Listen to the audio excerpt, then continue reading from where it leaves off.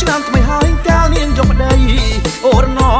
នាងហើយចូលឆ្នាំថ្មីហើយកាលនាងយកប្តីកន្លោះមកព្រឹងវាធ្លាប់ចូលរំដឹងស្រីតែថ្លៃប្រកែច្រើនដងអូរណោនាងហើយឬមួយត្រាំត្រៃនាងនៅចាំបងអូរណោ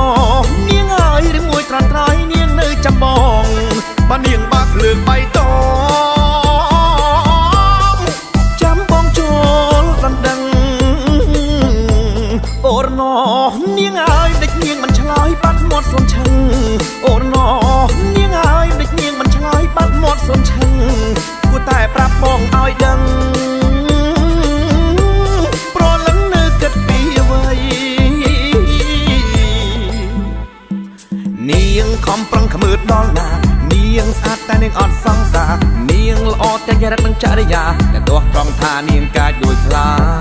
មិនមិនតន់ឲ្យយកប្តីឬធ្លាប់មានបងស្រីគឺមិនចង់ស្ដីរកអ្នកណា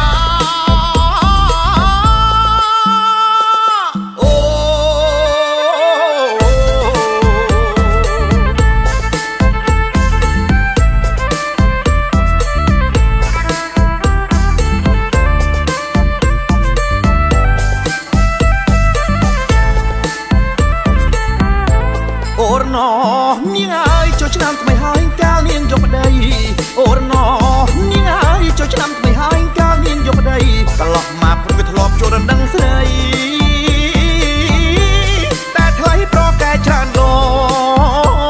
ងអូរណោនាងហើយឬមួយត្រាំត្រៃនាងនៅចាំបងអូរណោនាងហើយឬមួយត្រាំត្រៃនាងនៅចាំបងបើនាងបាក់ភ្លើងបៃតង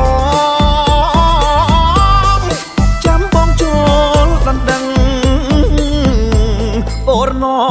នាងហើយដេចនាងមិនឆ្លើយបាត់មាត់សួនឈឹងអូរណោនាងហើយដេចនាងមិនឆ្លើយបាត់មាត់សួនឈឹងគួរតែប្រាប់បងឲ្យដឹងប្រលឹងនៅគិតពីអ្វីនាងខំប្រឹងខ្មើដល់ណានាងស្អាតតែនាងអត់សង្សារនាងល្អទាំងចរិតនិងចរិយាតែទោះត្រង់ថានាងកាចដូចខ្លាមិនមិនតន់ឲ្យយកប្តីឬធ្លាប់មានបងស្រីគឺមិនចង់